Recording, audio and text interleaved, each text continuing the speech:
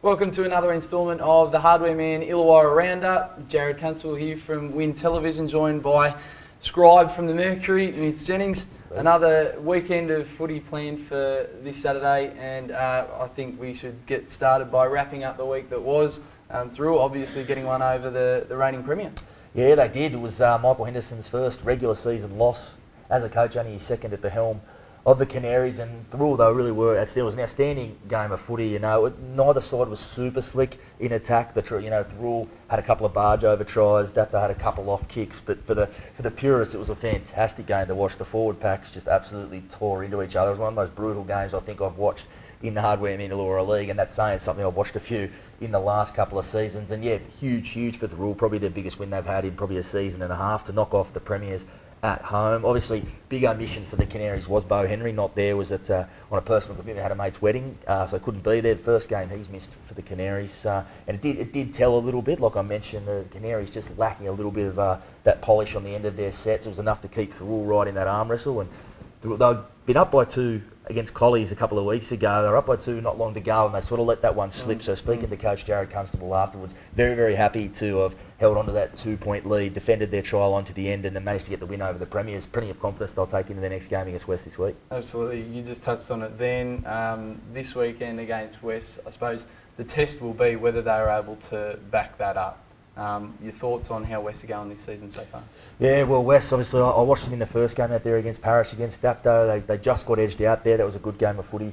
That one out there, and obviously they really sounded their intentions in their last match against Corrimal at home. Corrimal have been going pretty well this year, and West really put a touch up on them, did most things right. They are going to have a lot of omissions. It is rep weekend this weekend, so looking at 5-6 guys out of that lineup.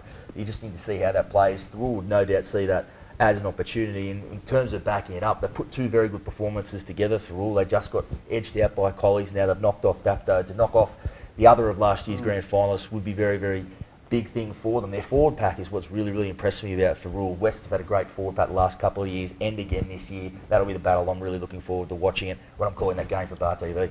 Should be good. And another feature of that game is, of course, a major milestone for one of the staples of Illawarra Rugby League and Country Rugby League. So it's a massive milestone for referee Andrew Riolo, who's officiating his 400th first grade game. Mitch, you caught up with him a little bit earlier. And well, something different for us at Bar TV this week. I'm joined by long-term Illawarra referee Andrew Riolo, marking the big milestone, 400 games this week. Andrew, did you ever think when you first picked up the whistle you'd referee this many? No, I didn't. I didn't know how many I'd referee, but it's worked out well. Obviously, there's a big family connection refereeing. It seems to be in the blood. Father Kevin, obviously a referee way back in the day. It must have had an influence on you in that regard. Yeah, big influence because he was fairly successful as a referee. A lot of people didn't like him, but yeah, no, it was good. Big influence. Obviously, it seems to keep running in the family. Some Blake will be out there running the line for him. What does that sort of mean to you this weekend? Yeah, it's great to see him going well, and he enjoys it too. So, 3rd generation, it's great. It is obviously a long, distinguished career. Can you remember any sort of particular highlight games? I think it was 5 Illawarra Grand Finals. One of them stand out?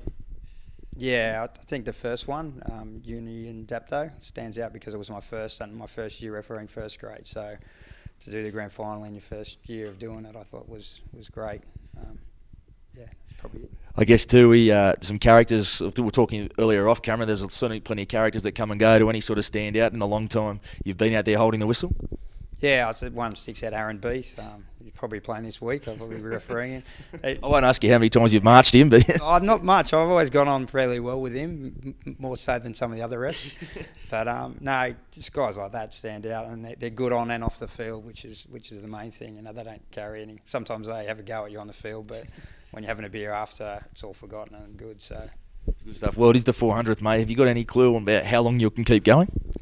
This probably could be my last first grade, I would think. We've got 7 or 8 guys who can do first grade now in the ranks, and they're a lot younger, so it's better to step aside, I think, and I'm happy to get the 400. I'll still keep refereeing and probably do some shield games and lower grades. Keep it with it, mate. Well, congratulations on a long career, Andrew. Looking forward to watching you out there with the whistle on the weekend. Thanks very much. Thanks, mate. Some great insights there, and I'm sure everybody will be looking forward to celebrating that with Andrew, a great milestone. The other game, of course, this weekend, the Corrimal Cougars taking on the Helensburgh Tigers. A strange one, Corrimal go into the game on top of Helensburgh on the ladder. I dare say it's the first time in a little while that that's been the case. Yeah, well, it's been the last couple of years until last year. It was very uncommon to see anyone above Helensburgh on the ladder, but they've obviously had a bit of a tough start to the season. 2 weeks off they'll have had going into this with the bye and then being part of the split round.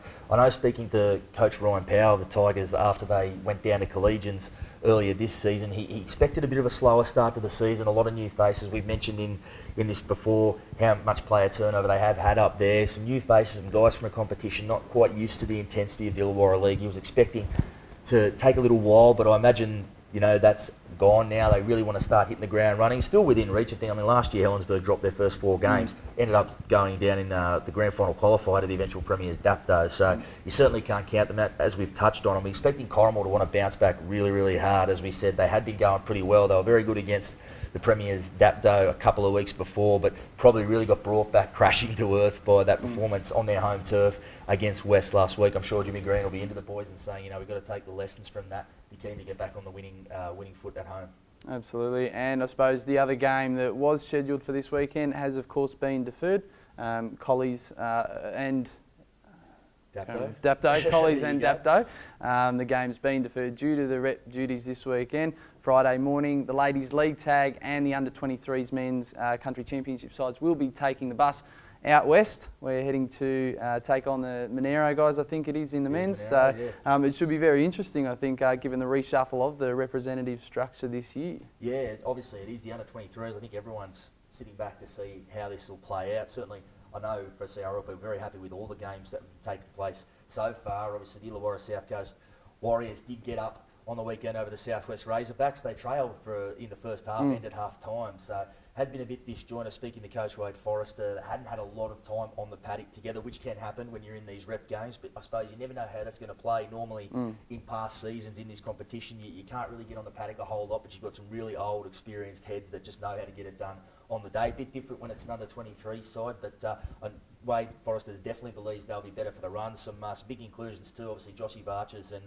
Jay Gallagher from that game we spoke about earlier. Dapto Thrall have been called into the side, and the way they played, I'm sure they're going to give a huge lift to that team.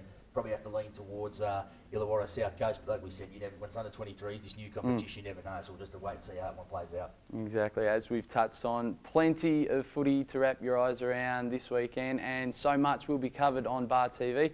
We look forward to your company next week, and enjoy your weekend.